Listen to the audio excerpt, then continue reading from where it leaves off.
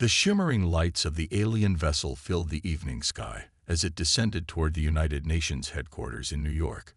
People gathered in streets across the world, eyes fixed on screens showing humanity's first contact with extraterrestrial life. Military jets escorted the smooth, silvery craft as it gracefully touched down on the specially prepared landing zone. Captain John Mercer stood at attention, his uniform crisp and his expression carefully neutral. As head of security for this historic meeting, he couldn't afford to show the mixture of wonder and suspicion churning inside him. Beside him, Ambassador Lisa Grant smiled broadly, the embodiment of diplomatic optimism. "This is humanity's greatest moment," she whispered. "Everything changes today." "That's what worries me," Mercer replied, his hand resting near his sidearm. A seam appeared in the alien craft, widening into a doorway. A ramp extended smoothly to the ground. The crowd held its breath.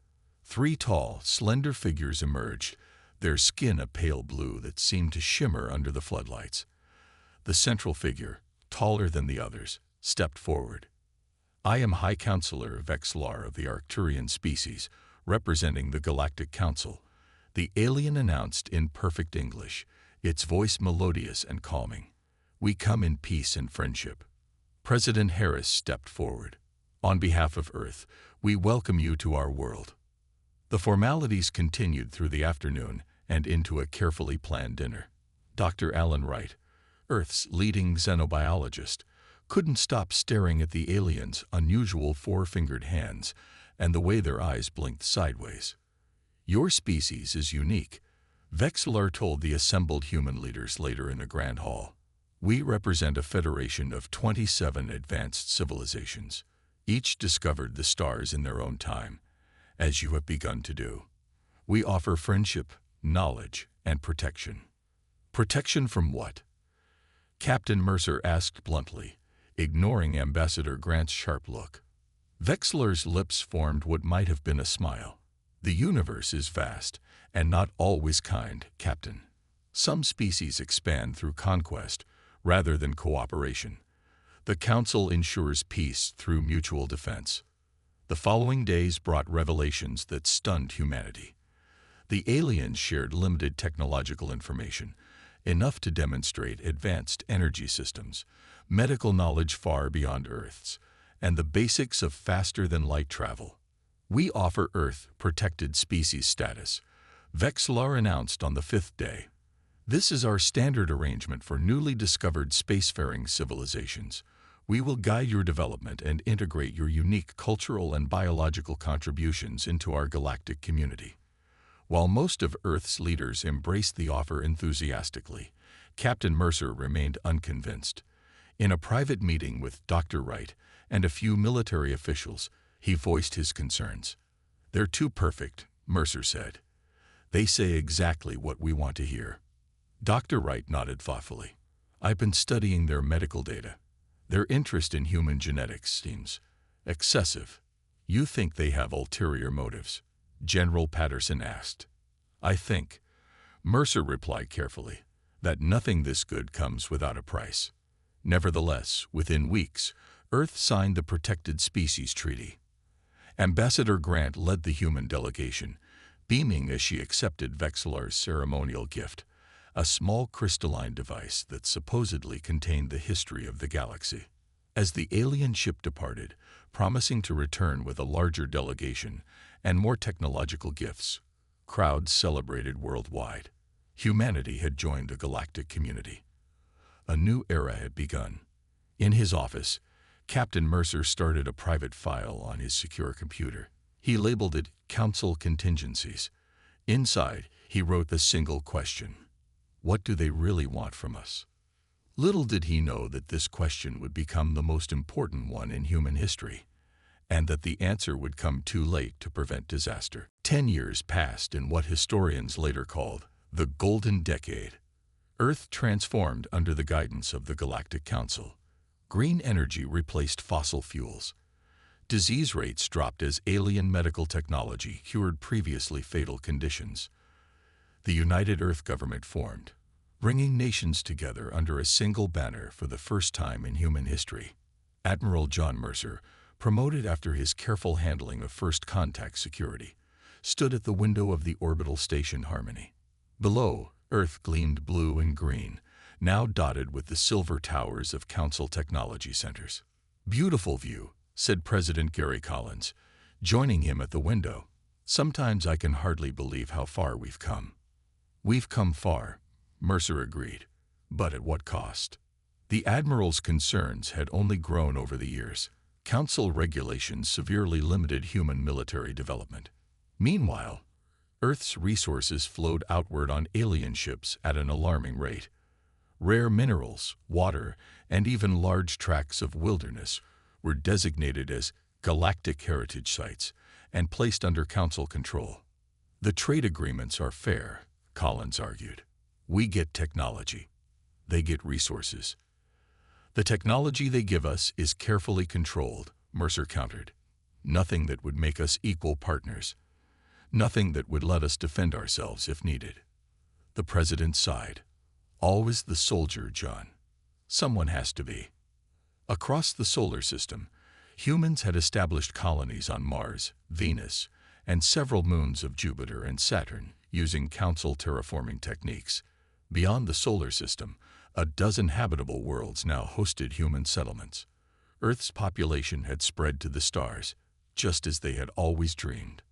Susan Mercer, the Admiral's daughter, worked at the Advanced Physics Laboratory in the lunar colony. Unlike the Council scientists who carefully measured what knowledge they shared, Susan pushed boundaries. Her team secretly developed improvements to the alien faster-than-light drives, creating a human version that worked differently from Council technology. "We've done it," she told her father during a secure call. "Our drive doesn't use their navigation network. We could go anywhere without them tracking us." "Keep it quiet," the Admiral warned. "Remember what happened to Dr. Wright's genetics lab." The memory was still fresh. Dr. Alan Wright had discovered something unusual about human DNA, an adaptability unlike any Council species. When he reported his findings, Council officials shut down his lab, citing safety protocols. Dr. Wright himself was invited to a research position on an alien world. He hadn't been heard from since. Meanwhile, on Earth, people grew restless. The initial excitement of alien contact had faded. Council advisors now sat in every government office. Human culture, art, and education gradually shifted to match Council standards. Children learned alien languages alongside their native tongues. Some embraced this new galactic identity, but others resented the loss of human uniqueness. In a small bar in what was once called Chicago, Maria Stone organized meetings of the Human Heritage Group. "They're changing us," she told the gathered crowd. "Slowly, carefully, but surely. In another generation, will we even be human anymore?" Her words spread, finding sympathetic ears in colonies and cities around Earth and beyond. On the Council's capital world, far from Earth, High Counselor Vexlar met with the inner circle of alien leaders. "The human integration proceeds as planned," a tall, gray-skinned alien reported. "Their genetic samples prove most promising." "And their military capabilities?" Vexlar asked. "Limited and monitored. They pose no threat."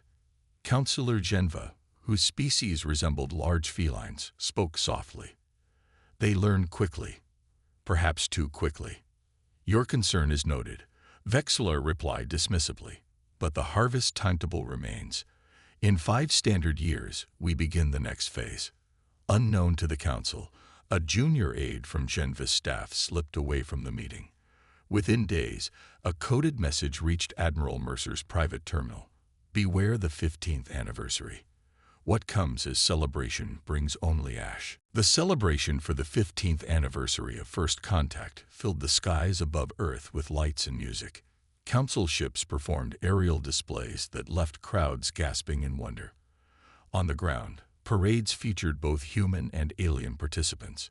World leaders gathered in the new United Nations building in Geneva for a special ceremony. Admiral Mercer watched from the command center of Earth's orbital defense station. The warning from Counselor Genva's aide had kept him awake for months. He had quietly moved key personnel and resources, but his warnings to President Collins had gone unheeded. "You're being paranoid, John," Collins had said. "The Council has given us 15 years of progress and peace." Now Mercer stared at his display screens, counting the alien vessels that had arrived for the celebration. There were far too many, and they were positioned all wrong for a peaceful event. "Sir," called Lieutenant Rogers, her voice tight, "we're detecting energy buildups in the Council fleet. Weapons signatures." Before Mercer could respond, the main communication screen lit up. Counselor Drek, a tall alien with gray skin and cold eyes, appeared. "People of Earth," he announced, his voice broadcasting worldwide. "The Galactic Council has completed its evaluation of humanity. Your species has been reclassified as dangerous due to your unpredictable nature and rapid advancement. For the safety of the galaxy, humans will now be placed under direct Council control." President Collins, speaking from Geneva, appeared on a split screen. "Counselor Drek, there must be some mistake. We have honored all agreements." "There is no mistake," Drek interrupted. "Your compliance is not requested. It is required. Submit or face consequences." Collins stood taller. "Earth will not surrender its sovereignty. We believed we were joining a community of equals." The transmission cut off as the first orbital strikes hit Geneva. Around the world, alien ships descended, targeting major cities with precision weapons. The defense station shook as explosions bloomed across Earth's surface. "They're hitting government centers, military bases, and power infrastructure," reported Commander Peter Ramirez, the tactical officer. "This isn't an invasion, it's a decapitation strike." Mercer activated the emergency broadcast system. "All Earth and colonial forces, this is Admiral Mercer. We are under attack. Implement Protocol Broken Shield." I repeat, implement Protocol Broken Shield. Around Earth, the few human military vessels moved to defensive positions. On colonies throughout the solar system, commanders scrambled to respond. But their weapons were no match for Council technology. In a hidden facility beneath the Rocky Mountains, President Collins had been evacuated minutes before Geneva was destroyed. Dr. Kate Nelson, head of the secret weapons development program, met him in the command center. "Mr. President, we need to evacuate you off-planet," she said. "Admiral Mercer has the *Defiance* standing by." The *Defiance*. I don't recognize that ship. "It's not in the official registry, sir. It's our insurance policy." Across the room, Susan Mercer worked frantically at a console. "I've loaded the experimental drive. We can reach the Alpha Centauri colony in hours. We can't just leave Earth." Collins protested as the bunker shook from a near miss. "Earth is already lost," Dr. Nelson said quietly. "But humanity doesn't have to be." Above, Admiral Mercer's defense station took a direct hit. As systems failed around him, he gave his final order. "All ships, protect the Rocky Mountain extraction. Get our people out." He watched on failing monitors as human vessels, hopelessly outgunned, threw themselves at the alien ships approaching the extraction point. The *Defiance*, a sleek ship unlike any official human or Council design, broke atmosphere and accelerated away from Earth. The Admiral's screen went dark as his station began to break apart. His last thought was of his daughter on the *Defiance*, carrying humanity's hope to the stars. On Council ships, aliens celebrated their successful operation. Only Counselor Geneva remained silent, watching Earth burn below. "You should be pleased," Counselor Drek told her. "The human threat is contained." "No," Geneva said softly. "I fear it has only just been unleashed." 3 years passed since Earth fell. The once blue planet now bore the scars of alien occupation. Council mining operations tore into the land, extracting resources at rates that would leave nothing for future generations. In the cities, humans worked under alien supervision, their numbers carefully controlled through strict birth limits. Deep in an uncharted nebula, hidden from Council sensors, the human resistance had established its base. The Defiance floated in a makeshift dock alongside 24 other vessels, some stolen from the Council, others built in secret. Admiral Mercer, one of the few high-ranking officers to escape Earth after his station's destruction, stood on the command deck of what they now called Hope Station. "Status report," he said to the officers gathered around the table. Susan Mercer, now heading the technology division, spoke first. "The new FTL drive is stable. We've installed it on 3 more ships. It operates completely outside the Council's navigation network." "Good. They still don't know how we're moving undetected." The Admiral turned to Commander Peter Ramirez, who had escaped Earth with a small strike team. "The supply raid on the Council outpost at Proxima Centauri was successful," Ramirez reported. "We captured weapons, medical supplies, and most importantly, a data core." "What did we learn from it?" President Collins asked. The former leader had aged decades in just 3 years, but his eyes remained sharp and determined. Dr. Kate Nelson pulled up a holographic display. "The Council isn't just occupying Earth for resources, they're harvesting humans themselves." Shocked silence fell over the room. "Dr. Wright managed to get a message to us from inside a Council research facility," Nelson continued. "The aliens are experimenting on humans. Our genetic adaptability is unique in the galaxy. All Council species face a genetic crisis, declining birth rates, increasing genetic disorders. They think human DNA holds the solution." Jack Ellis, a former mining colony foreman who now supplied the Resistance with materials, slammed his fist on the table. "They're using us like lab rats." "It gets worse," Nelson said quietly. "The tests are fatal to the subjects." Susan Mercer looked to her father. "This changes everything. We're not just fighting for our freedom. We're fighting for our very existence as a species." The Admiral nodded grimly. "We need to accelerate our plans. Susan, how soon can the Harbinger prototype be ready?" 3 months, maybe less if we redirect resources. On occupied Earth, Maria Stone moved carefully through the ruins of Chicago. The Resistance there operated in small cells, gathering information and sabotaging Council operations when possible. Tonight, she had an important meeting. In a basement hidden beneath the collapsed remains of a hospital, she met with Dr. Alan Wright, the same scientist who had disappeared years ago. "You're alive," she whispered in surprise. Wright looked gaunt, his eyes haunted. "Barely.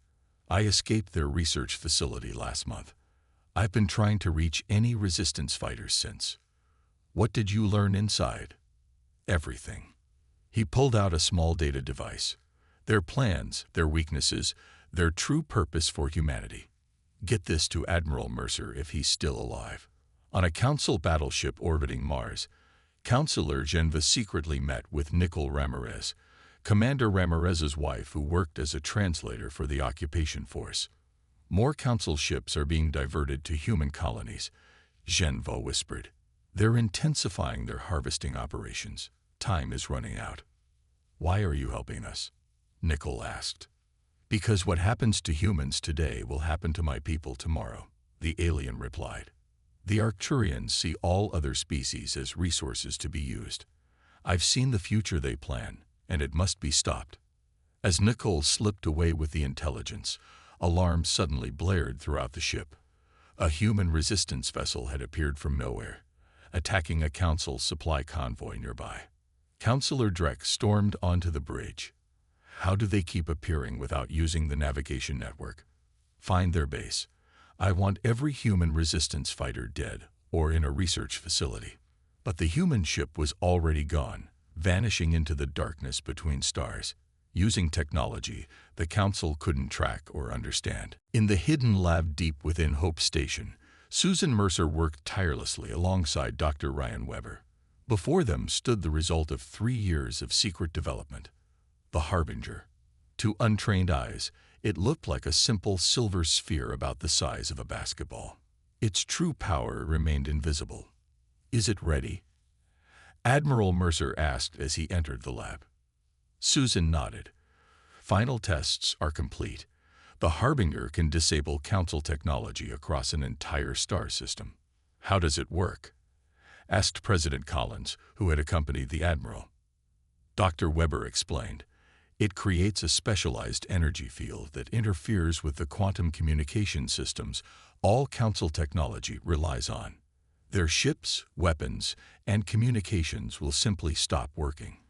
But our technology, built on different principles, will be unaffected. The Admiral's face showed rare hope. This could change everything. How many can we build? With current resources, 5, Susan replied. But we need to test it in actual combat conditions first. On the other side of the station, Ambassador Lisa Grant, rescued from a Council prison, camped 6 months earlier, met with alien representatives who had defected to the human cause. 3 species had secret representatives among the resistance now.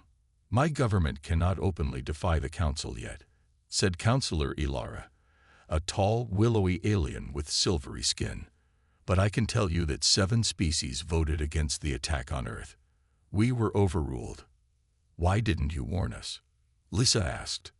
The vote was held in secret, just hours before the attack. Many of us were kept away on false pretenses. Ilara looked down. By the time we understood what was happening, it was too late. In the military wing, Commander Ramirez briefed his pilots. Operation Wildfire begins tomorrow. We'll hit 3 occupied colonies simultaneously. The Harbinger will be deployed at New Eden Colony first. Captain Olivia Scott, commander of the stealth dreadnought Vengeance raised her hand. What about civilian casualties? All human survivors will be evacuated, Ramirez assured her. Any Council civilians will be given the chance to surrender. General William Hayes added, this isn't about revenge. It's about securing a safe haven for our people. The next day, 3 human fleets jumped into position around different colonies. At New Eden, Captain Scott's vessel deployed the Harbinger. The device activated with a pulse of blue light that spread like a wave through the system. Council ships suddenly drifted powerless. Defense platforms went dark. On the ground, alien troops found their weapons useless. It works, Scott reported over the secure channel. All Council tech is down. Human forces moved quickly, securing the colonial capital and rounding up Council forces. Similar reports came in from the other 2 colonies. For the first time since Earth's fall, humanity had reclaimed territory. In the following weeks, thousands of human refugees streamed into the liberated zones.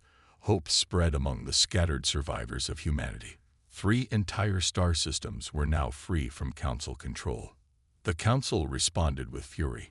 Counselor Drek ordered the deployment of the planet killer weapon, a technology so terrible that it had only been used twice in galactic history. They refused to be harvested like all other species. He raged to the Council chamber. They must be taught obedience through pain. Despite objections from several Council members, the order stood. A special vessel positioned itself near the human-held colony of Aurora. Counselor Genva managed to send a warning, but it arrived too late. The Council ship fired a beam of concentrated energy directly into Aurora's sun. The star's core destabilized, turning the life-giving star into an instrument of destruction. Admiral Mercer watched in horror as reports came in. Over 2 million human colonists and 300,000 alien defectors died as Aurora's sun went supernova. The entire system was destroyed. They would rather destroy a star than allow us freedom, Susan whispered, tears streaming down her face. The Admiral's expression hardened. Then they've made a fatal mistake. This atrocity won't frighten us into submission. It will unite the galaxy against them. News of the destruction spread quickly through Council space. 17 alien species immediately denounced the action. The Galactic Council, stable for thousands of years, began to fracture. 7 years had passed since Earth fell. The Resistance, now called the Human Alliance, controlled 12 star systems and had built a fleet of over 100 ships. After the destruction of Aurora, 32 alien species had broken from the Council, with 7 openly joining the Alliance. The Harbinger technology had been refined and mass-produced, protecting all Alliance territories from Council attacks. Admiral Mercer, his hair now fully gray, stood on the bridge of the flagship Justice *. The massive view screen showed Earth, his home, for the first time in years.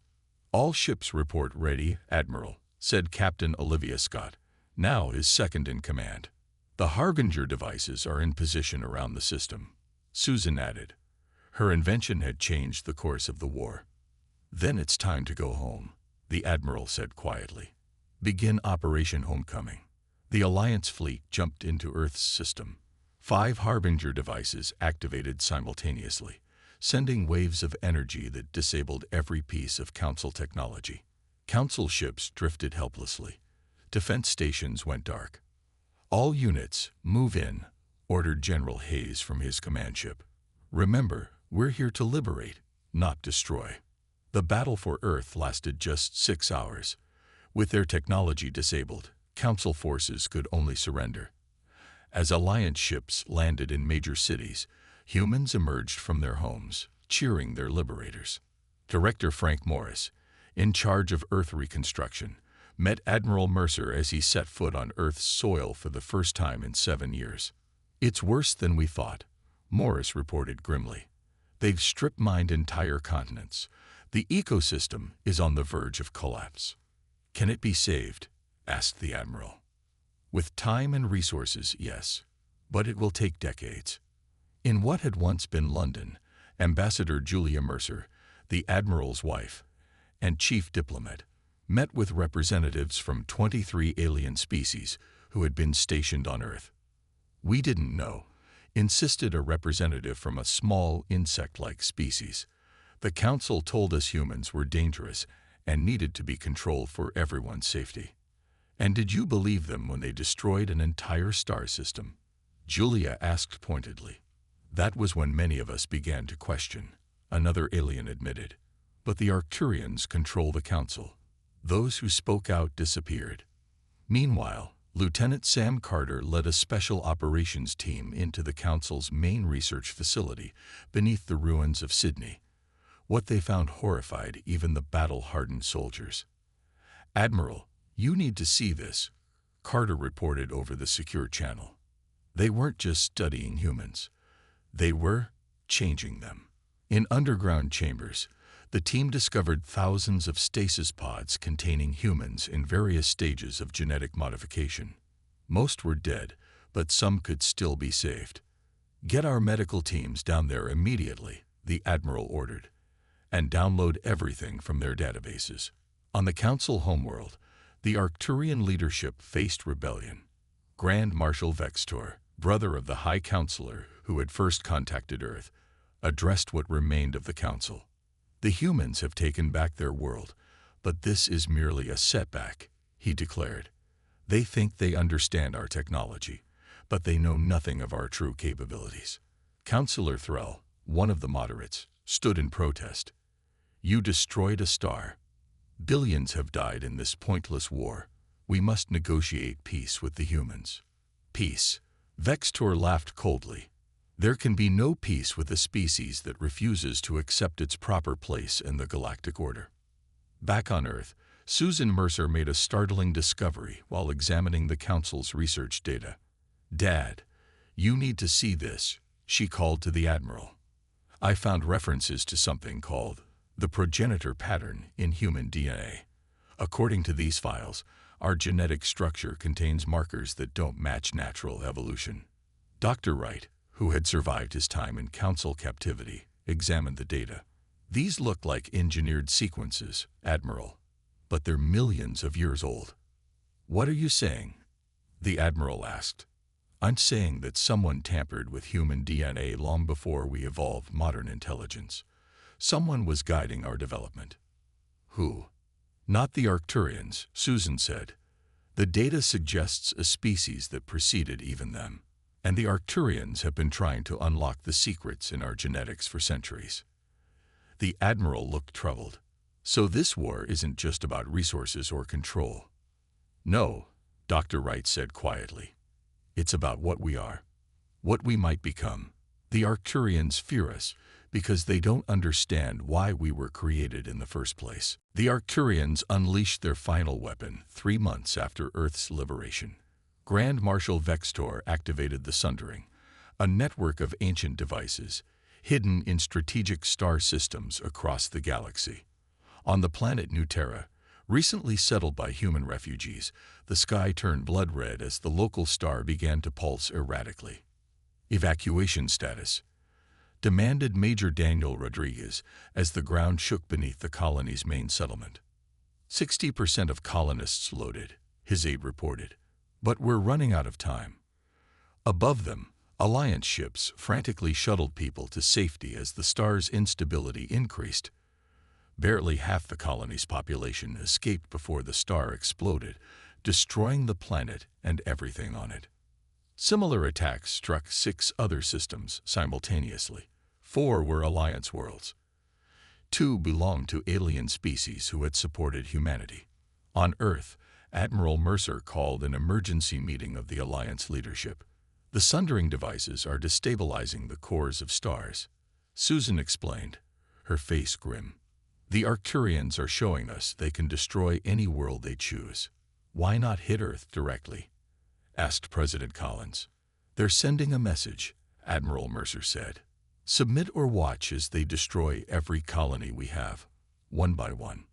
Dr. Lauren Fisher, a xenoarchaeologist studying the ancient DNA markers in humans, spoke up. The Arcturians are desperate. The data we recovered shows they've spent millennia searching for what they call the progenitor key. They believe it's hidden in our genetic code. What is this key supposed to do? Asked Ambassador Julia Mercer. It supposedly unlocks technology left by an even older species, the ones who tampered with human DNA. The Arcturians want that technology for themselves. Admiral Mercer stood up. Then we take the fight to them. We strike at the Arcturian homeworld itself. The plan was daring to the point of madness. The Alliance would launch a massive assault on the heavily defended Arcturian home system. While their fleet engaged the Arcturian defenses, special forces would target the central control facility that managed the Sundering network. It's a suicide mission, Admiral Chen of the Allied Alien Forces warned. The Arcturian defenses are the strongest in the galaxy. Which is why we'll succeed, Mercer replied. They won't expect a direct attack. As the Alliance prepared, Susan Mercer made a critical discovery. Working with Dr. Wright, she found a way to modify the Harbinger technology to target the Sundering network specifically. If we can plant this device in their central control system, she explained to her father, it won't just disable their technology, it will turn it against them. 3 days later, the largest fleet ever assembled outside Council control jumped into the Arcturian home system. Over 400 ships from 29 species began the assault. The Arcturians responded with overwhelming force. All ships execute attack pattern Omega, Admiral Mercer ordered from the Justice *. Special Forces teams, commence your approach. Lieutenant Sam Carter led the insertion team in a stealth shuttle toward the surface. Their target, the Arcturian Central Command buried deep beneath the capital city. Heavy defenses ahead, warned the pilot. Holding pattern until the second wave hits. Above them, the space battle rage. Alliance ships fought bravely but took heavy losses. For every Arcturian vessel destroyed, 3 Alliance ships were lost. On the Arcturian command ship, Grand Marshal Vextor watched with satisfaction. The humans are even more foolish than we thought. They throw themselves against our defenses while we prepare to activate the final Sundering sequence. Unknown to Vextor, a cloaked human vessel had slipped through the defenses. Dr. Wright, who had insisted on joining the mission, carried the modified Harbinger device. I spent years in their labs, he told Carter as they breached the outer defenses. I know how their security works. In the heart of the facility, they discovered a vast chamber. At its center stood a crystalline structure pulsing with energy, the control nexus for the Sundering network. Place the device, Carter ordered as his team secured the room. As Dr. Wright approached the nexus, a hidden door opened. A tall Arcturian emerged, different from any they had seen before. His skin was nearly translucent, his eyes ancient. "I am High Imperator Vexnar," the alien announced, "the true ruler of the Arcturians, hidden for centuries. You have come far, humans, but you are too late. The final sundering has begun. Half the galaxy will burn before we are done." Dr. Wright looked at the ancient alien, then at the device in his hands. Without hesitation, he lunged forward and slammed the modified Harbinger against the crystal nexus. "For Earth," he whispered as the device activated. Light erupted from the crystal nexus as Dr. Wright's modified Harbinger device activated. Energy coursed through the sundering network, but instead of destroying more stars, it flowed backward into the Arcturian systems. High Imperator Vexnar screamed as his control interfaces exploded around him. "What have you done?" he demanded as the chamber shuddered. "Turned your weapon against you," Dr. Wright answered calmly, even as alarms blared throughout the facility. Lieutenant Carter grabbed the scientist. "We need to evacuate now." Across the Arcturian home system, their ships suddenly lost power. Defense platforms went dark. The sundering network, designed to destroy stars, instead sent pulses of destructive energy back through the Arcturian command systems. On the Justice Asterisk, Susan Mercer monitored the readings with growing hope. "It's working. The Harbinger modification is cascading through their entire network." "All ships, press the advantage," Admiral Mercer ordered. "Target their defense installations.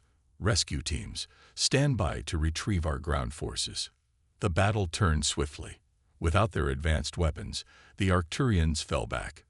Within hours, Alliance forces had secured the orbital space around the Arcturian homeworld. But the victory came at a terrible cost. The feedback from the sundering network had triggered catastrophic failures across dozens of systems. 23 worlds, some Alliance, some Council, some neutral, suffered devastating damage as the energy wave passed through them. 3 days later, the leaders of the Alliance stood in what had been the Arcturian High Council chamber. High Imperator Vexnar, captured during the assault, knelt before them. "You have destroyed a civilization that stood for 50,000 years," the ancient Arcturians said bitterly. "A civilization built on the exploitation of others," Admiral Mercer replied. "Your people tried to enslave humanity. When that failed, you attempted to destroy us. The price you've paid was of your own making." As the Arcturian leadership surrendered formally, the Great War that had raged for nearly a decade came to an end. But peace brought new challenges. Dozens of worlds lay in ruins. The galactic infrastructure had collapsed. Millions of refugees of all species needed homes and care. 5 years passed as the rebuilding began. On Earth, restored but still bearing scars from the occupation, Chancellor John Mercer, the former admiral, now elected leader of the new Interstellar Alliance, addressed representatives from 112 species. 10 years ago, humanity stood alone against betrayal, he said, his voice showing his age, but none of his determination. Today, we stand together with all who believe in freedom and cooperation. The old council is gone. In its place, we build a true alliance of equals. Susan Mercer, now director of the Interspecies Scientific Cooperative, had led the effort to address the genetic crisis that had first driven the Arcturians to target humanity. Voluntary human genetic sharing programs had begun to help the affected species recover. The irony, she told her father after the ceremony, is that if they had simply asked for our help, we would have given it freely. Ambassador Peter Ramirez, appointed to represent humanity in the new Galactic Alliance, nodded in agreement. Their fear and greed cost trillions of lives and nearly destroyed the galaxy. In a quiet moment later that evening, Chancellor Mercer visited the Memorial Garden, where a recovered Lisa Grant tended to plants from 100 worlds. "Was it worth it, John?" she asked as they looked at the monument listing the worlds lost in the conflict. "No war is ever worth its cost," he answered, "but what we've built from the ashes might be." On the edge of known space, the exploration vessel Discovery under Captain Alex Fisher investigated strange energy readings. The ship carried scientists from 17 species, working together to understand the galaxy's mysteries. "We're detecting unusual patterns," Captain reported the sensor officer, "similar to the markers found in human DNA." Fisher stared at the readings, then at the strange formation of stars ahead. "Send a message to Director Mercer. Tell her we may have found something related to the progenitors." As the message traveled back to Earth, humanity looked to the future with hope. Once betrayed and nearly destroyed, they now stood as leaders in a new age of exploration and cooperation. The universe, vast and mysterious, still held many secrets, but humanity would face them not alone, but with allies forged in the fires of their greatest trial. And somewhere beyond the edge of the galaxy, something ancient stirred, sensing that its long-dormant children had at last come into their own.